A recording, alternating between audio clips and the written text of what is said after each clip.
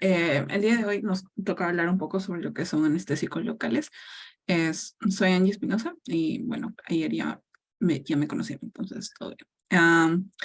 Bueno, para empezar, ¿qué son los anestésicos locales? Bueno, se utilizan para bloquear la transmisión de fibras, de impulsos en las fibras nerviosas y con el propósito de reducir o eliminar la sensación, específicamente sensación de dolor, ¿no? Para que nos permita trabajar en usualmente con lo que va a estar orientado el curso en lo que es parte de cirugía menor, ¿no? Lo que es parte de suturas, pero en general nos sirve para bloquear esta sensación de impulsos por muchos otros propósitos, ¿no?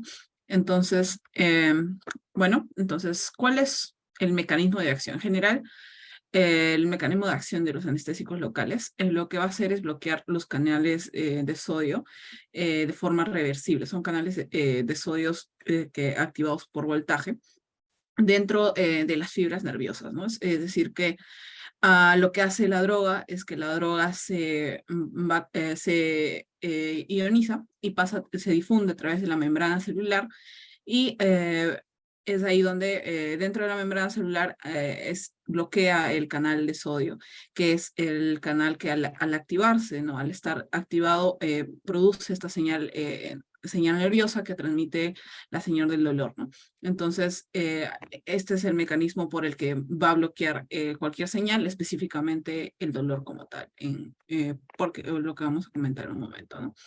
En general, bueno, para conocer un poco sobre la vía del dolor, en la vía del dolor es cuando nosotros tenemos un tejido que, bueno, puede haber sufrido alguna injuria, suele haber inflamación y bueno, hay mediadores que van a producir el dolor, ¿no? A nivel celular tenemos sustancias como la sustancia P, las prostaglandinas, serotoninas o la acetilcolina, que van a estimular los receptores nerviosos que se conocen como los nociceptores, ¿no? Es decir, los receptores del dolor. Entonces van a provocar la despolarización de la neurona terminal y bueno, el paso siguiente va a ser la conducción y bueno, vamos a tener una conducción a través de la médula que va a seguir subiendo hasta lo que es la corteza cerebral, ¿no? Entonces, bueno, es lo primordial que necesitamos saber, ¿no? Es decir, que tenemos receptores terminales y a este nivel es el nivel donde va a actuar los anestésicos locales. Bueno, entonces, tenemos a los canales de sodio, eso sí, no lo olviden, son canales de sodio, a este nivel actúan los anestésicos locales, cualquiera de los que vayamos a mencionar. Entonces, tenemos esos canales de sodio que al aperturarse van a depolarizar, es decir, van a hacer más positiva el interior de la neurona y esto se va a traducir como un impulso nervioso. Entonces, lo que pasa aquí, ¿no? Esos son los canales de sodio. Tenemos que los canales de sodio tienen tres estados, ¿no? Un estado de que en general en la membrana está en un potencial de reposo como tal, es decir, el canal de sodio no está cerrado, pero puede abrirse, ¿no? Entonces está con esa predisposición a abrirse. Pero bueno, cuando tenemos un cambio de voltaje como tal, que esto se da por la transmisión de los de estas sustancias que suelen estimular la membrana, entonces la membrana va a cambiar el voltaje, entonces el canal de sodio lo que va a hacer, se va a abrir, ¿no? Se va a abrir a cierto voltaje, ¿no? Como vemos, entonces la membrana se va a depolarizar, es decir, va a estar positivo dentro de la neurona, va a estar con una carga positiva, porque el sodio, al ser positivo, va fluyendo hacia el interior y, bueno, se depolariza, ¿no? Y así transmite el impulso nervioso. Pero, bueno, cuando ya está demasiado, tiene un tope, ¿no?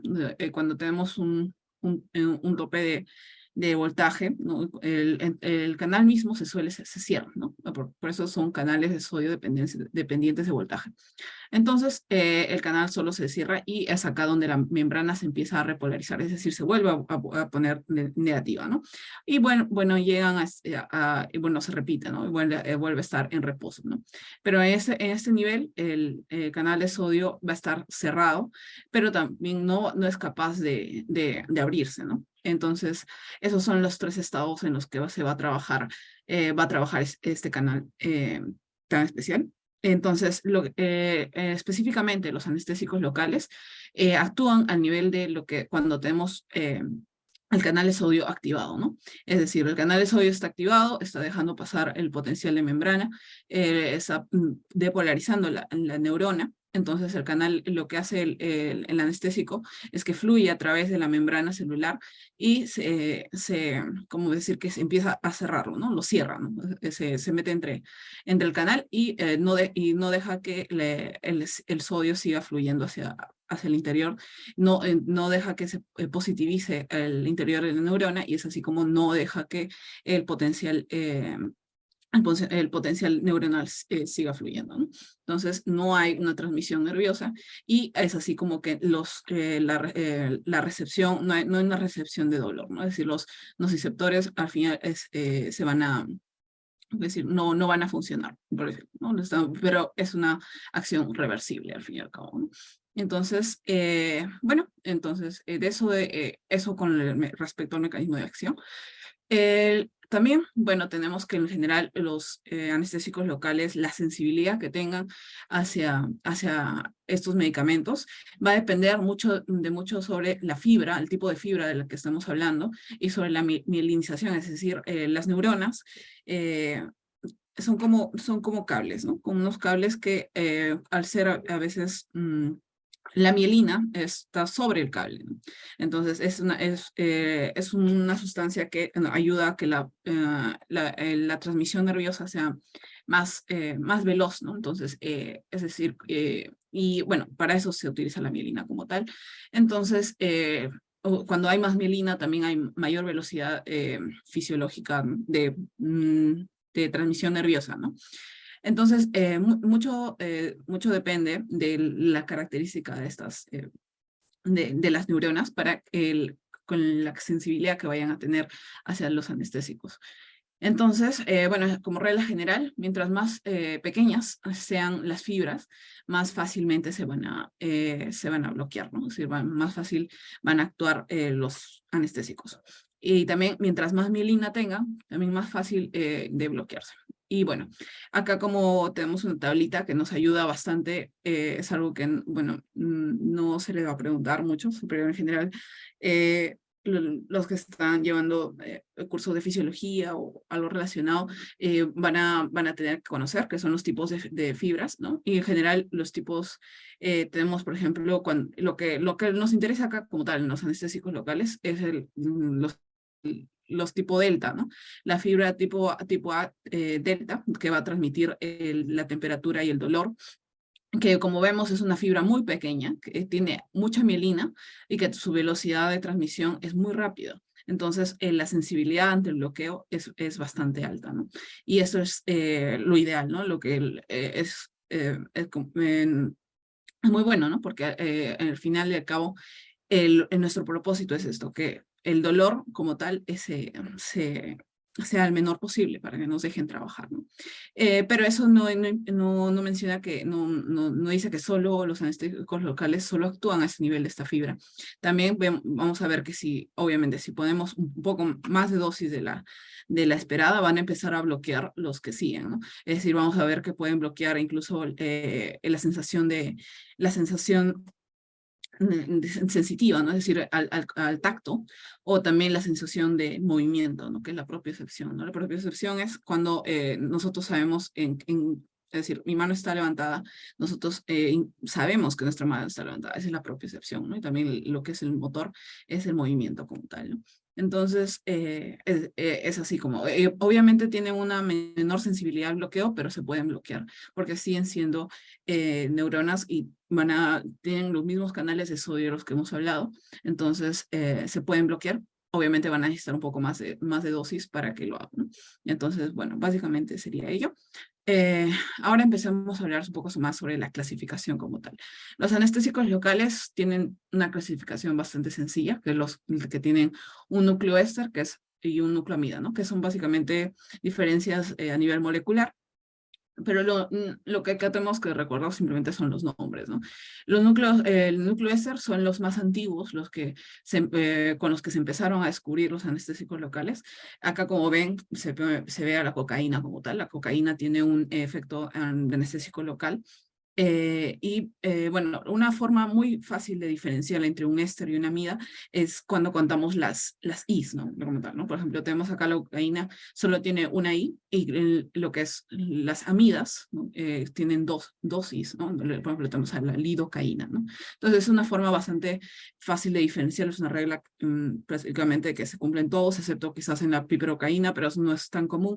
En general, los de núcleo éster han pasado bastante a desuso, ¿no? No se utiliza mucho actualmente porque tenía muchos efectos adversos, no tenían muy buena duración. Entonces, cuando se han ido descubriendo los nuevos anestésicos locales, que son los amida como tal, han pasado a ser los más utilizados, ¿no? Por ejemplo, todos sabemos que existe la lidocaína, la bupivacaína es un anestésico un poco más fuerte, que bueno, y llega a ser utilizado también con otros propósitos, por ejemplo, con anestésico al momento del parto, ¿no? Cuando tenemos la inyección epidural, bueno, también incluso en otras circunstancias, ¿no? Con analgesia raquídea, que son un poco más avanzados, ¿no? Que ya no es tanto de primer nivel de tensión, pero sí se puede utilizar en suturas pequeñas, ¿no? Entonces, los que más vamos a hablar, las más conocidas, las que probablemente encuentren en una posta, va a ser la lidocaína de ley, ¿no? Entonces, bueno, pero esa es una diferenciación básica que se tiene que hacer. Si tienen solo una I, es esta, y si tiene dos Is, es la mitad, ¿no? Entonces, bueno. Y bueno, para hablar un poco más sobre esto en general, la diferencia va a estar ay, en lo que es la cadena, ¿no? Como tal. Por ejemplo, acá tenemos que tiene un polo que va a estar más predisponente a los lípidos, ¿no? Que se adhiere a los lípidos, o un polo hidrófilo que es el que se adhiere más al agua, ¿no? Y una cadena intermedia, ¿no? Esa es una clasificación básica que se puede realizar. Tenemos acá los ésters y los amidas, ¿no? La diferencia está acá. Dentro, no, como acá vemos, el éster es el CO y la amida es la NH, ¿no? Entonces, bueno, es eso básicamente. Las propiedades que se le atribuye, por ejemplo, al polo que se pega más hacia los lípidos, es que le va a dar esta liposolubilidad, ¿no? Es decir, que va a pasar mejor a través de la membrana, entonces vamos a tener un anestésico con mayor potencia, con mayor duración de acción, que se va a difundir mucho más fácil, que tiene más actividad, ¿no? Entonces, esas son cuando tenemos un anestésico que está lipofílico, es decir, lo que tiene más potencia en el polo lipofílico, hablamos de eso, ¿no? Que potencia, duración, y bastante sobre ello. Luego tenemos la cadena intermedia, donde en general es más que nada sobre el metabolismo o también la toxicidad, porque en esa cadena intermedia es donde se diferencia el éster y la amida, ¿no? Entonces, ya hemos hablado que los ésteres, al ser muy antiguos, tienen bastantes efectos adversos, por eso ya no se utilizan tanto, y ahora las amidas, al tener menor toxicidad, son más utilizadas, ¿no? Y bueno, la cadena final, la cadena hidrosoluble como tal, es la que se une a las proteínas y bueno, se acopla a los canales de sodio, ¿no? Y bueno, es básicamente lo que tenemos que recordar aquí es que el polo lipofílico es el que nos va a dar la potencia de la duración, ¿no? Como tal. Bueno, acá tenemos una tabla sobre todo lo que de acuerdo a la latencia, potencia y la duración de los efectos. En este caso, por ejemplo, la latencia significa cuánto tiempo nos toma el medicamento en hacer efecto, ¿no? Mientras más corto sea el tiempo, es decir, actúa más rápido. Esa es la latencia. Y la potencia, es decir, con cuánta intensidad actúa el medicamento, ¿no? Esa es una tabla que no se la necesitan aprender en general mucho. Lo que sí podemos quizás resaltar, ¿no? Por ejemplo, los más potentes que vamos a encontrar va a ser la bupivacaína, ¿no? La bupivacaína y la ropivacaína. Y bueno, sobre la duración de los efectos, también la bupivacaína es el que tiene un efecto más prolongado, por eso se utiliza para cirugías de alto, que pueden durar varias horas, ¿no? 2 o 3 horas, ¿no? Como una cesárea o como una cirugía que no está dentro de la cirugía menor, ¿no? Entonces, bueno, ¿dónde está la lidocaína, ¿no? La lidocaína que va a ser la que utilizamos más, en general, por ejemplo, tiene un tiempo de latencia corta, es decir, hace el efecto empieza en pocos segundos o minutos, ¿no? Y eso nos ayuda bastante porque no necesitamos esperar mucho tiempo para que empezar por ejemplo, a suturar, ¿no? Entonces es un buen anestésico para situaciones que no ameritan corto periodo de tiempo, ¿no? Y también, bueno, su potencia no tiene una potencia baja, tiene una potencia intermedia, es decir, nos ayuda bastante, no, está dentro de lo que es lo esperado. Y bueno, finalmente también la duración de los efectos tiene una duración intermedia, ¿no? También no es tan corto y por eso no tenemos que correr. Entonces, bueno, es sobre la lidocaína que es la más utilizada, ¿no? Los demás en general casi no se utilizan, de verdad. Entonces, bueno, un poco sobre la farmacocinética. La farmacocinética significa la forma en la que el fármaco eh, va a ingresar al cuerpo y cómo se distribuye. En general tenemos a lo que es la absorción, distribución, metabolismo y excreción.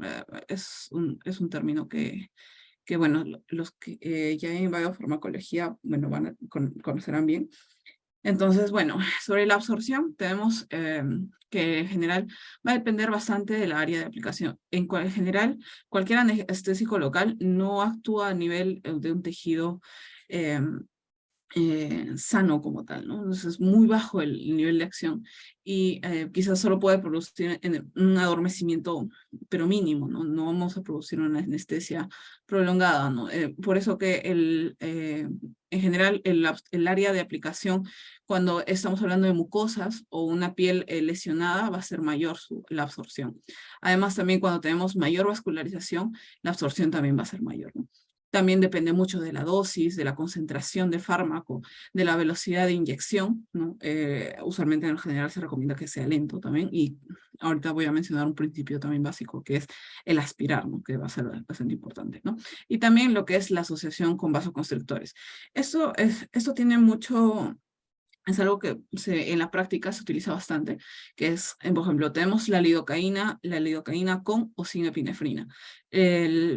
La epinefrina, ¿no? La epinefrina, adrenalina, lo que hace es que los vasos se constrian, ¿no? Es decir, que sean pequeños, ¿no? O sea, para que usualmente esto disminuye bastante el sangrado y también prolonga el tiempo de acción del medicamento, ¿no? Y por eso se puede utilizar un poco más, ¿no? Porque también al reducir la sangre en el nivel, en el área, ¿no? En el área de aplicación,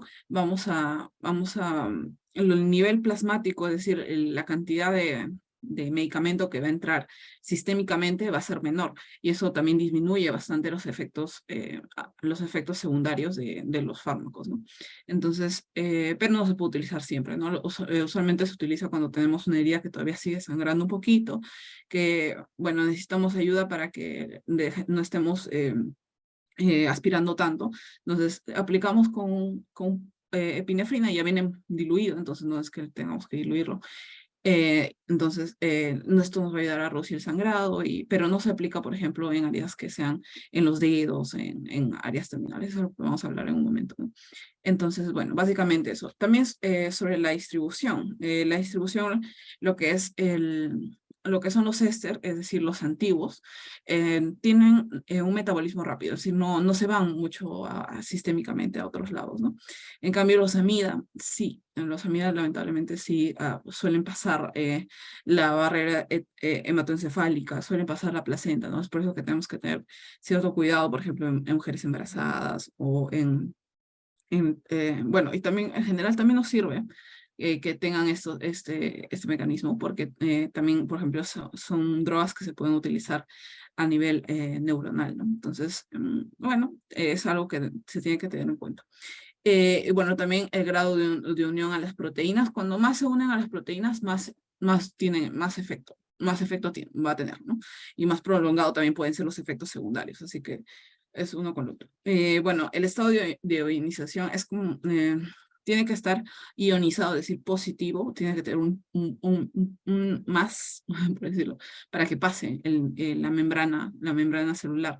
Entonces, si está ionizado, va a pasar más fácil, va a tener una mejor distribución a nivel celular. Y bueno, sobre el pH. Cuando eso tenemos que recordarlo, que por ejemplo, cuando tenemos un pH muy ácido, es decir, que tenemos un pH bajo, el, eh, el, el- el medicamento no va a hacer mucho efecto. Es decir, cuando tenemos una piel, por ejemplo, que esté infectada o que tenga una herida contaminada, como la que se hablaba el día de ayer, el medicamento no va a funcionar tan bien, ¿no? Por ello, ¿no? Pero por eso que a veces y también el pH disminuye con la adrenalina, ¿no? Y bueno, en general se hace más doloroso, ¿no? Entonces, por eso que hay la adición del bicarbonato, ¿no? En unos casos se puede añadir el bicarbonato, es decir, va a aumentar el pH para para generar menor dolor, que disminuya el dolor, que sea más, el dolor me refiero al dolor al momento de la inyección, ¿no? Entonces, bueno, pero es algo que no se utiliza mucho en lo que es porque el bicarbonato también hay que tener ciertos cuidados con ello porque puede pasar sistémicamente y no es lo ideal, ¿no? Pero bueno, en general es un principio que se tiene que tener, o sea, es decir, que si tenemos un tejido infectado como tal, un tejido que tenga un pH ácido, el, no va a funcionar muy bien el medicamento. Entonces, bueno, básicamente eso. Sobre el metabolismo, que se tiene, los éster, como mencionó, tienen un tiempo de vida en el cuerpo muy corto, por eso el tiempo de duración no es mucho, de duración de los efectos. Pero en cambio los amidas sí, ¿no? Las amidas se metabolizan a nivel hepático. Y esto también se tiene que tener en cuenta cuando tenemos un paciente que, por ejemplo, tenga una insuficiencia hepática, tenga cirrosis o alguna patología, porque tenemos que reducir la dosis, ¿no? Porque el hígado está dañado, ¿no? Entonces no podemos añadir un fármaco que se va a metabolizar en el hígado porque eso va a hacer que el fármaco tenga mayor concentración, que no es decir, no se vaya a excretar, entonces los efectos de toxicidad pueden aumentar, ¿no? Entonces ahí tenemos que reducir la dosis a lo mínimo posible, ¿no? Y bueno, y lo que es la excreción, ¿no? En general se excretan a nivel renal. Eso también hay que tenerlo en cuenta en pacientes que tengan algún grado de insuficiencia renal. Y bueno, eh, ahora, sobre lo que son las indicaciones. ¿Cuándo utilizamos estos fármacos, los anestésicos locales? Como mencionó, el primer nivel de atención en general vamos a infiltrar quizás subcutáneamente o a nivel tisular. Y bueno, también podemos brindar anestesia tópica, ¿no? Pero también se utilizan a nivel de bloqueos de nervios periféricos, por ejemplo, cuando hay personas que tienen mucho dolor a nivel no sé, por ejemplo, tengamos un dolor raquídeo por alguna hernia, por ejemplo, se infiltra cerca del paquete neuronal y lo que hace es que lo bloquea y ya no hay transmisión, es decir, no hay dolor, ¿no? Entonces, para eso se utiliza. También tenemos, por ejemplo, anestesia neuroaxial, es decir, cuando utilizamos la analgesia raquídea o epidural, que se utiliza, por ejemplo, para los partos, ¿no? Bueno, es algo que en general deben conocer, pero lo que vamos a utilizar ahora son lo que es la infiltración subcutánea y la analgesia tópica, por ejemplo, con lo que son sprays. Hay distintos tipos de presentación, hay sprays o gel, entonces esa es la anestesia tópica. Y como recuerden que en piel que no es intacta, no hay mucho efecto, pero sí en mucosas como tal, por ejemplo, la mucosa oral, la mucosa anal, entonces se puede utilizar en esos casos. Bueno, y ahorita vamos a mencionar un poco sobre las técnicas de infiltración. Es algo que, bueno, en general, ¿cómo administramos estos fármacos? Usualmente utilizamos una jeringa de tuberculina, es decir, que tenga solo 1 mililitro, ¿no? O sea, nos ayuda bastante bien a controlar, porque acá tenemos que medir, como vamos a recordar ahora, que no podemos administrar una mayor dosis de la recomendada. Y ahorita vamos a hablar sobre las dosis, pero en general lo que usualmente se utiliza son jeringas de tuberculina, porque las agujitas son pequeñas y esas son las agujas que necesitamos para llegar al tejido subcutáneo. El tejido subcutáneo, que es decir, la grasita, o la dermis de la piel, ¿no? Entonces, es ahí donde tiene que llegar el medicamento y realizar su acción. Entonces, lo primero que tenemos que hacer es preparar los materiales. Tenemos que tener una torunda, es decir, un algodón envuelto que sea doblecito para que luego, después de la infiltración, hagamos hemostasia, ¿no? Porque igual sangra un poco, ¿no? Entonces, tenemos que presionar delicadamente hasta que para el sangrado. Y lo que hacemos es que tenemos nuestra mano dominante, si por ejemplo, diestros, en esta mano vamos a coger como tal, ¿no? Con la que vamos a realizar la inyección. Y cómo se coge la jeringa es a través del carrito, ¿no? Es un carrito, es decir, como cuando jugamos carritos de niños, así, ¿no? Lo agarramos así con 3 dedos, ¿no? Con el pulgar, el índice y los otros dedos para sujetando, dándole más firmeza. Y la mano no dominante vamos a tener en el tercer, cuarto dedo, vamos a tener el algodón, la torunda, que es un algodón doblecito, y vamos a realizar este pliegue. ¿Para qué hacemos el pliegue? Es para que expongamos un poco más el tejido subcutáneo, es decir, la grasa, ¿no? Entonces, para tener mayor espacio de donde realizar la inyección. Entonces, luego tenemos que la aguja, bueno, los que hayan visto una aguja en general de cualquier tipo de aguja de uso médico, tienen el huequito, ¿no? El huequito es el bisel, el huequito y la puntita se llama se conoce como el bisel. Entonces, el huequito tiene que mirar hacia arriba, ¿no? Entonces, tenemos que, el bisel tiene que estar hacia arriba.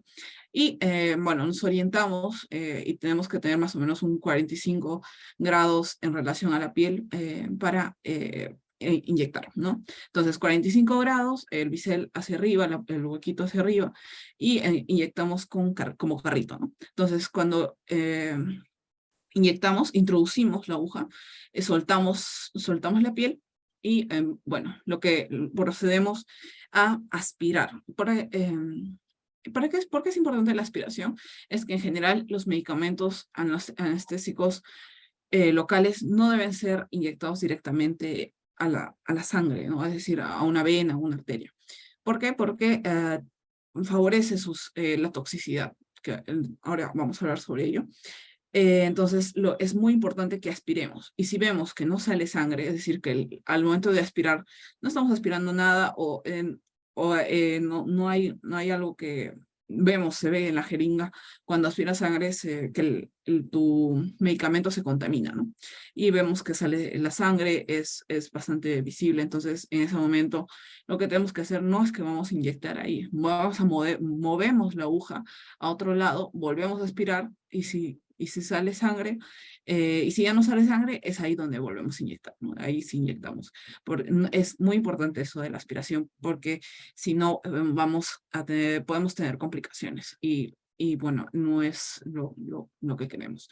Y bueno, luego de realizar la inyección, sacamos la aguja de un solo movimiento, no rápido, Y bueno, con nuestro algodoncito, nuestra torunda, que tenemos en el tercer y cuarto dedo, vamos a proceder bueno, a realizar hemostasia, ¿no? Un ratito que se quede ahí para que no, por si hay algún sangrado, ¿no? Para parar cualquier sangrado. Bueno, y eso. Ahora, sobre los tipos de infiltración. En general, cualquiera de estos tienen el tipo de infiltración subcutánea, es decir, tenemos que entrar en 45 grados con un carrito. Y bueno, se realiza, tenemos técnicas que, em, bueno, cualquiera de ellas se puede utilizar. No hay una preferencia para uno con otro. Va a depender mucho de la lesión que tengamos, ¿no? Por ejemplo, la técnica romboidal, es decir, nosotros entramos en, en la primera dirección, ¿no? Ay, en esa dirección. Entonces, entramos como que por acá, ¿no? por acá, por la aguja por acá, entramos y vamos dejando hasta el fondo. Entramos hasta el fondo y vamos dejando, vamos inyectando, obviamente previo a la respiración, y si no sale sangre, vamos inyectando y vamos moviendo el aguja, ¿no? Vamos inyectando en todo el camino. Y bueno, y antes de salir, ahí sí no vamos a salir de un solo paso. Antes de salir, bueno, movemos la aguja hacia el otro lado, hacia bueno, bueno, formando su rombito, y o bien, aspiramos y vamos sacando e infiltrando, ¿no? Dejando la sustancia. Bueno, luego tenemos la técnica de abanico, que es prácticamente similar, sino que es con alguna línea más, o pueden ser 2 o 3, ¿no? Pero lo ideal es simplemente que sean 3, ¿no? En lo que es la técnica del abanico. También tenemos una técnica lineal, pero no va a cubrir mucha superficie, ¿no? Lo que se hace, ¿por qué se hacen estas técnicas romboidal o la de abanico? Es para cubrir mayor superficie, ¿no? Porque el anestésico va a ir de esta zona para adentro, ¿no? Entonces vamos a tener que, todo el rombito que formemos va a estar va a tener efecto, ¿no?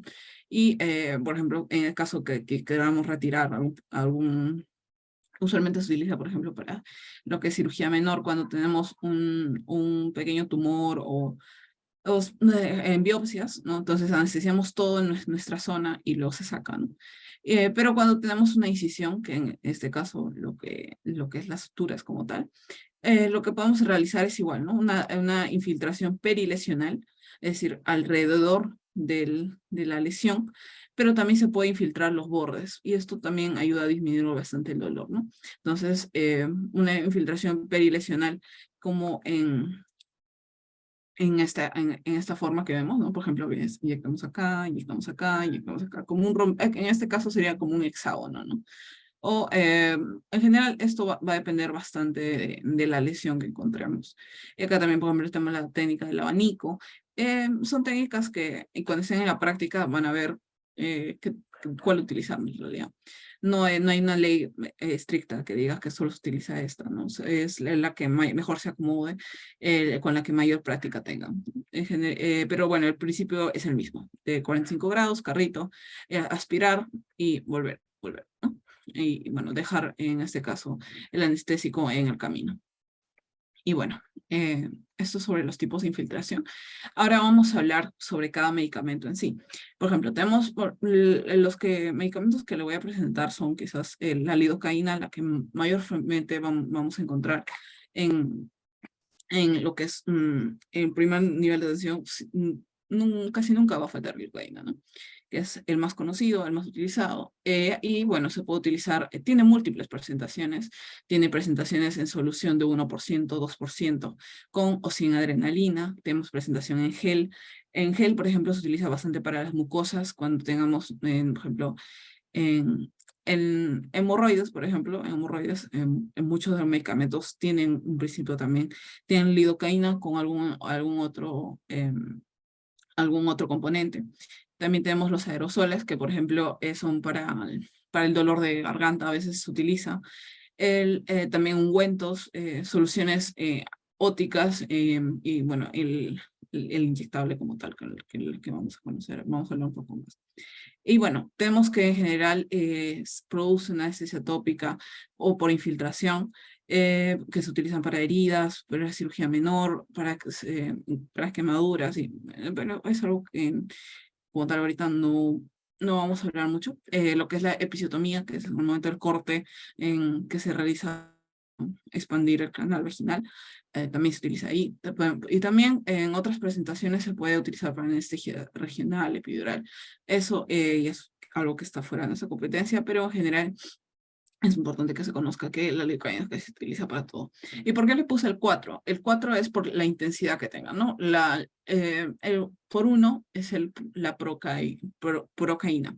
Y es el medicamento, no es un medicamento que casi no se utiliza, pero es el que tiene la menor intensidad, ¿no? Entonces es la que es la referencia, ¿no? Y la lidocaína vale como que por 4, porque tiene 4 veces la acción de la procaína. Entonces, bueno, y vemos que, por ejemplo, la bupivacaína tiene un por 16, es decir, es 4 veces más intenso el efecto que la de la lidocaína. Y bueno, ¿cómo diferenciar la lidocaína que tenga epinefrina de la que no tenga epinefrina? Es por el frasco, ¿no? Por ejemplo, tenemos un frasco blanco transparente, no tiene epinefrina, y un frasco que es marrón tiene epinefrina. Eso sí, siempre leanlo, porque la epinefrina no se puede utilizar en todos los lugares. Por más que quieras reducir el sangrado, hay lugares que puede cerrar mucho los vasitos, y eso puede producir isquemia y necrosis posterior. Bueno, ¿cuáles son las reacciones adversas de este medicamento? Porque todo medicamento, hay que recordar que todo medicamento tiene reacciones adversas que siempre hay que tenerlos en cuenta para poder tanto prevenirlo, ¿no? Es decir, o administrar sobre la dosis necesaria, y también bueno, saber que si se presentan estos síntomas, saber que es por la inyección del medicamento, ¿no? Tener esa referencia. Y bueno, ¿cuáles son los efectos que se pueden tener? Tenemos efectos a nivel del sistema nervioso, que es porque ya sabemos, el medicamento actúa a nivel de los canales de sodio, que son canales de sodio en las neuronas, y las neuronas están dentro del sistema nervioso. Entonces, cuando hay mucho medicamento, bloquea los canales de sodio a nivel de muchas neuronas, y va a producir lo que es una baja, ¿no? Una baja de la acción del sistema nervioso. Y también, bueno, en general, bueno, primero lo excita, por así decirlo, es decir, vamos a ver que el paciente puede estar agitado, puede tener mareos, náuseas, vómitos, puede empezar a convulsionar, puede tener temblores, pero luego después de que ese efecto suceda, el sistema nervioso se deprime, y es donde vamos a ver que el paciente incluso puede desmayarse, pueden pasar varias cosas. En general, la acción del sistema nervioso es la más importante que tenemos que tener en cuenta, ¿no? Por eso que después de infiltrar, después de realizar nuestras suturas, es importante que también veamos al paciente cuál es la evolución, ¿no? Y si no hay ninguna reacción adversa dentro de los primeros minutos, es que bueno, todo está yendo bien, ¿no? Porque como vimos, tiene un metabolismo no tan rápido, pero que al fin y al cabo se va a metabolizar. Entonces, es siempre bueno ojear a nuestros pacientes. Y bueno, ahora sobre la dosis. La dosis es muy importante, porque nosotros podemos decir, ok, yo quiero infiltrar en todo este tejido, voy a meter bastante lidocaína. Y no es así. No podemos meter toda la lidocaína que queramos, ¿no? Pues tenemos que respetar la dosificación. Por ejemplo, no hablamos de la dosificación de lidocaína en general, sin epinefrina, es de 300 miligramos. O mencionan 4.5 miligramos por peso, que es, por ejemplo, cuando tenemos niños, es importante decir cuánto pesan para más o menos sacar nuestros cálculos, ¿no? Pero, por ejemplo, en adultos en general tiene que ser la máxima, son 300 miligramos. ¿Y a cuánto equivale 300 miligramos? Cuando hablamos de una lidocaína que está al 1%, hablamos de 30 mililitros. Es decir, si una tuberculina tiene 1 mililitro, entonces ya, bueno, tenemos hasta 30 tuberculinas para aplicar. Entonces, pero solo si es el 1%. Si tenemos que una lidocaína de mayor concentración, que es el de 2%, solo podemos aplicar 15 mililitros, ¿no? Y bueno, es algo que no lo olviden, es bastante importante. No podemos aplicar todo el frasco de un paciente porque luego tenemos nuestras reacciones adversas y eso es lo que no queremos. Y bueno, luego tenemos la lidocaína que tiene epinefrina. Cuando tiene epinefrina, como vemos, hay menor distribución sistémica, entonces, porque nos ayuda cerrando los vasitos, entonces podemos utilizar un poco más, ¿no? Entonces hablamos de hasta 500 miligramos, que equivale a 50 mililitros, o en el caso del lidocaína al 1%, y en el caso del lidocaína al 2% equivale a 25 mililitros, ¿no? Entonces, bueno, no lo olviden, es el 30 y 50 es básico, no pueden pasarse de ello. Es la dosis máxima recomendada. Entonces, bueno, luego hablamos un poco sobre la bupivacaína, que también la pueden encontrar. Usualmente se utiliza más para procedimientos de cirugía mayor, pero también se puede encontrar. Entonces tenemos, por ejemplo, que igual funciona bastante bien sobre la anestesia local, anestesia regional y epidural, ¿no? Tenemos que las soluciones que encontramos, vamos a encontrar soluciones al 0.25, 0.5, 0.75, con o sin adrenalina. Y bueno, las reacciones adversas son casi similares. Por ejemplo, tenemos la excitación, la agitación, lo que es a nivel sistema nervioso, la visión borrosa, y bueno, la bupivacaína tiene un efecto bastante especial que tenemos que tener en cuenta, que es a nivel del corazón.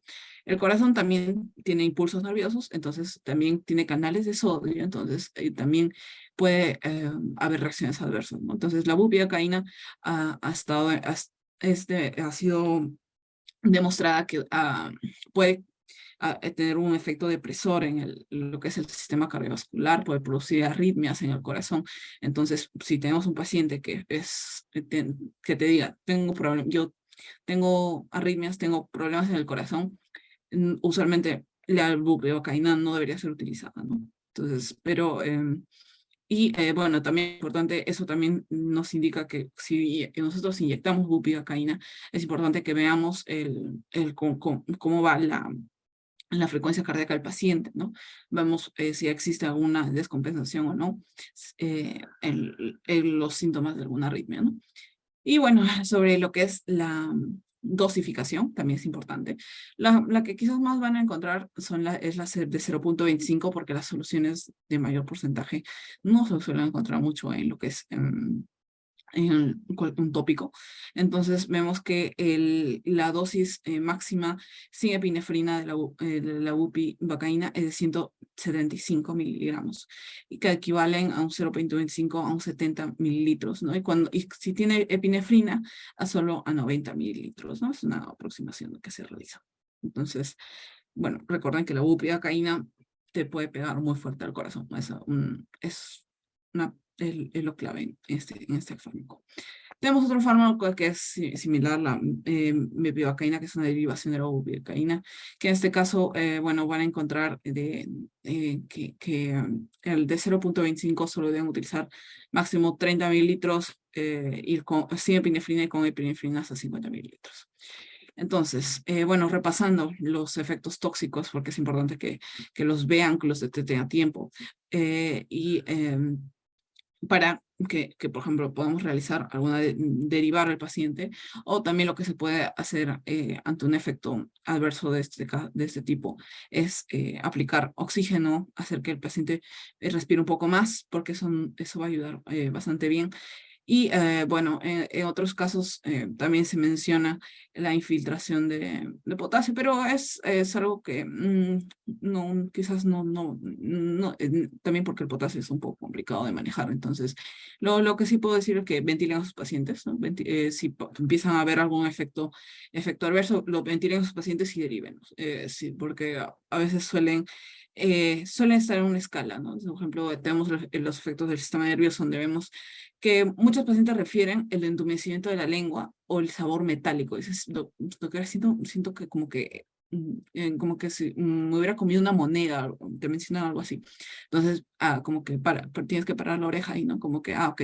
Y luego, porque luego empiezan con la inquietud, la excitación, pueden empezar a delirar, es decir, empezar a decir cosas que no son, pueden convulsionar, ¿no? Entonces, es importante que encuentren que desde el sabor metálico va avanzando.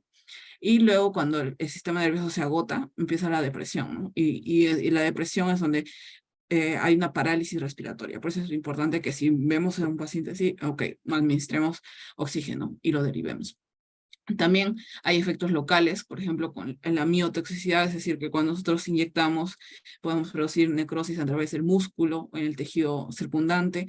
También, por ejemplo, tenemos la hematotoxicidad, que es decir, que se genera, esta es específica del medicamento que se llama prilocaína, ¿no? Prilocaína, que es una amida, que se utiliza en ciertas partes, no es tan común justo por este efecto a nivel de la toxicidad, a nivel de la sangre, que produce la metaglobinemia. Básicamente lo que significa es de que nosotros tenemos una hemoglobina, que es la hemoglobina la que transporta el oxígeno a nivel sistémico, entonces, ¿no saben?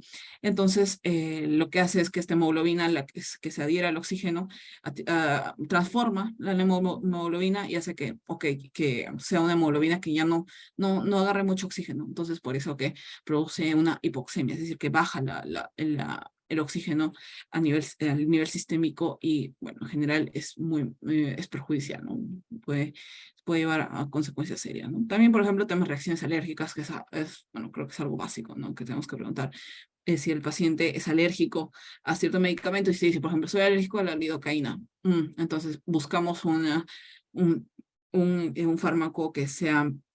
La lidocaína es una amida, y cuando tenemos una reacción alérgica a una amida, lo que podemos hacer es utilizar un éster, ¿no? Por eso que a veces puede que encuentren un éster, entonces, con los que tengan solo una I, ¿no? Entonces, y similar, si es alérgico a un éster, se puede utilizar una amida, ¿no? Entonces, básicamente eso. También los efectos cardiovasculares, como mencioné, lo que es la bupivacaína tiene mayor efecto aquí. Podemos tener efectos arrítmicos y en general casi todos los fármacos van a hacer que el vaso sea más pequeño, ¿no? Como la epinefrina, excepto la procaína. La procaína, que es el único que va a vasodilatar.